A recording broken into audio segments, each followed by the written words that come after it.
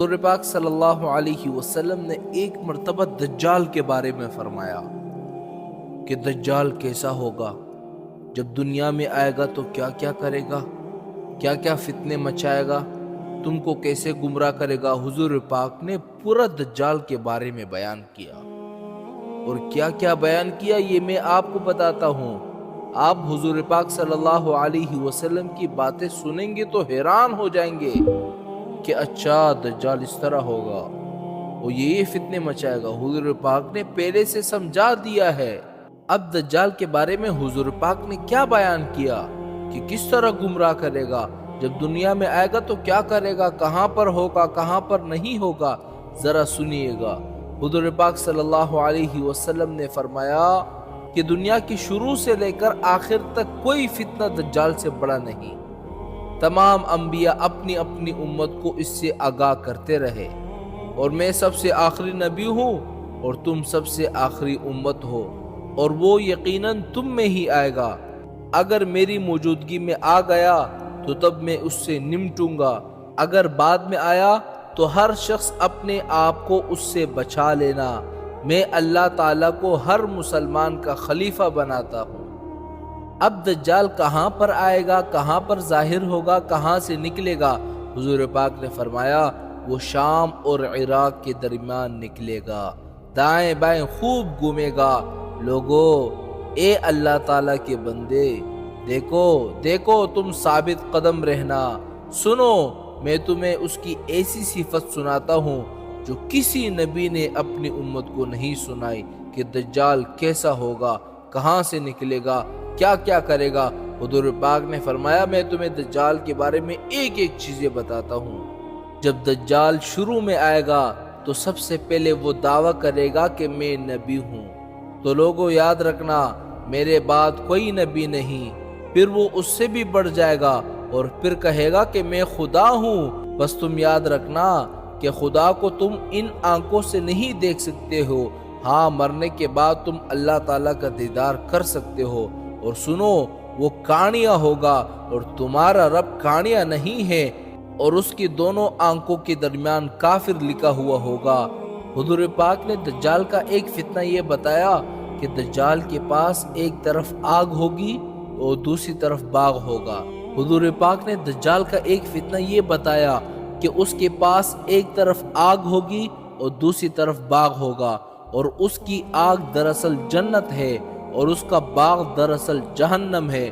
سنو، تم میں سے جسے وہ آگ میں ڈالے اور وہ بندہ چاہتا ہے کہ میں آگ سے نکل جاؤں یا اللہ تعالیٰ مجھے نجات دے دے، حضور پاک نے فرمایا تو وہ شخص ابھی سے سورہ کہف کی ابتدائی آیات پڑھنے کی وجہ کیا ہے کہ جب دجال اس کو آگ میں ڈالے گا تو اس کی آگ اس پر ٹھنڈی اور سلامتی والی ہو جائے گی، جیسے کہ ابراہیم علیہ السلام پر آگ ٹھنڈی ہو گئی تھی۔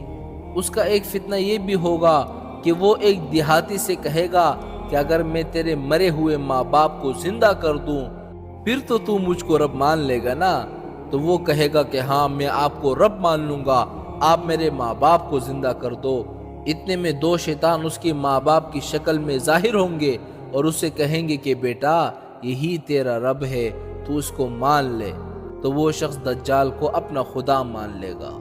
اور اس کا فتنہ ایک یہ بھی ہوگا کہ اس پر ایک شخص مسلط کیا جائے گا اور وہ دجال اسے آرے سے چروا کر اس کے دو ٹکڑے کر دے گا، پھر لوگوں سے کہے گا کہ میرے اس بندے کو دیکھنا، اب میں اسے زندہ کر دوں گا۔ لیکن پھر بھی یہی شخص کہے گا کہ میرا رب اس دجال کے علاوہ کوئی اور ہے، چنانچہ دجال اسے اٹھائے بٹھائے گا، اسے دوبارہ زندہ کرے گا۔ لیکن یہ خبیث اس سے پوچھے گا کہ تیرا رب کون ہے؟ وہ شخص جواب دے گا کہ میرا رب اللہ تعالیٰ ہے اور تو خدا کا دشمن دجال ہے۔ خدا کی قسم اب تو مجھے پہلے سے بھی بہت زیادہ یقین ہو گیا کہ تو دجال ہے۔ حضور پاک نے فرمایا کہ یہ مومن میری تمام امت سے زیادہ بلند درجے والا امتی ہوگا۔ حضور پاک صلی اللہ علیہ وسلم فرماتے ہیں کہ اس کا ایک فتنہ یہ بھی ہوگا کہ وہ آسمان کو پانی برسانے کا حکم دے گا اور آسمان سے بارش ہوگی۔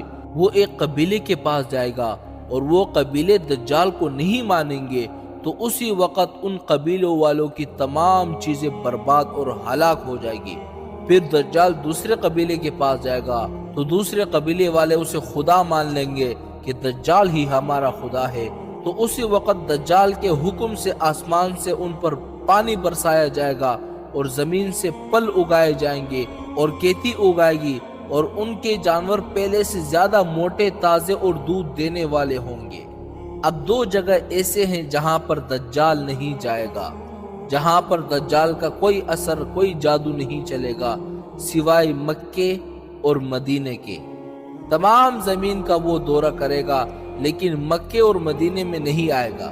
جب مدینے کا رخ کرے گا تو یہاں ہر راہ پر فرشتوں کو کھلی تلواریں لیے ہوئے پائے گا۔ پھر مدینے پاک میں 3 بونچال آئیں گے۔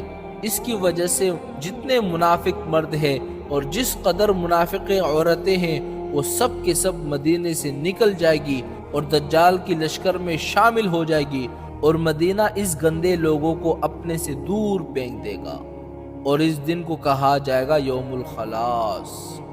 ام شریکہ رضی اللہ تعالی عنہ نے حضور پاک صلی اللہ علیہ وسلم سے دریافت کیا کہ یا رسول اللہ، اس دن عرب کہاں پر ہوں گے؟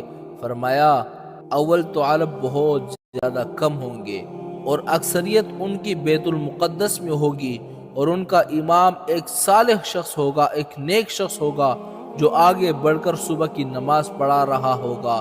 جب حضرت عیسیٰ علیہ السلام نازل ہوں گے، یہ امام پچھلے پیروں پیچھے ہٹے گا تاکہ عیسیٰ علیہ السلام آگے بڑھ کر امامت کرائے، لیکن عیسیٰ علیہ السلام اس کی کمر پر ہاتھ رکھ دیں گے کہ آگے بڑھو اور نماز پڑھاؤ، اقامت تمہارے لیے کہی گئی ہے، بس اس کا امام ہی نماز پڑھائے گا۔ نماز سے فارغ ہو کر حضرت عیسیٰ علیہ السلام فرمائیں گے کہ دروازہ کھول دو، بس دروازہ کھول دیا جائے گا۔ ادھر دجال 70,000 یہودیوں کا لشکر لیے ہوئے موجود ہوگا، جن کے سر پر تاج ہوں گے اور جن کے تلواروں پر سونا ہوگا۔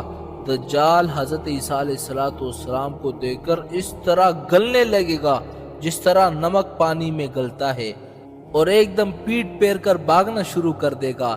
لیکن حضرت عیسیٰ علیہ السلام فرمائیں گے کہ خدا نے مقرر کر دیا ہے کہ تو میرے ہاتھ سے ایک ضرب کھائے گا اور تو اسے ٹال نہیں سکتا۔ حضرت عیسیٰ علیہ السلام اس کو باب لد میں پکڑ لیں گے اور اسے وہیں قتل کر دیں گے۔ اب یہودی بھاگنا شروع کر دیں گے، لیکن انہیں کہیں پر بھی سر چھپانے کی جگہ نہیں ملے گی۔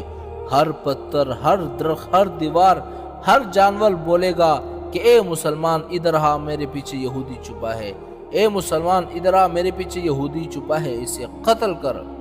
حضور پاک صلی اللہ علیہ وسلم فرماتے ہیں پھر حضرت عیسیٰ علیہ السلام میری امت میں حاکم ہوں گے، عادل ہوں گے، امام ہوں گے، با انصاف ہوں گے، صلیب کو توڑ دیں گے، خنزیر کو قتل کر دیں گے، جزیے کو ہٹا دیں گے، حسد اور بغض بالکل جاتا رہے گا، ہر زہریلی جانور کا زہر ہٹا دیا جائے گا، بچے اپنی انگلی سانپ کے منہ میں ڈالیں گے لیکن وہ سانپ اسے نقصان نہیں پہنچا سکے گا، شیروں سے لڑکے کھیلیں گے، نقصان کچھ نہیں ہوگا، بھیڑیے بکروں کے ریوڑ میں اس طرح پھریں گے جسے رکھوالا کتا۔ تمام زمین اسلام اور اصلاح سے بھر جائے گا، سب کا کلمہ ایک ہو جائے گا، اللہ کے سوا کوئی عبادت کے لائق نہیں، لڑائی اور جنگ بالکل ختم ہو جائیں گے، زمین سفید چاندی کی طرح ہو جائے گی۔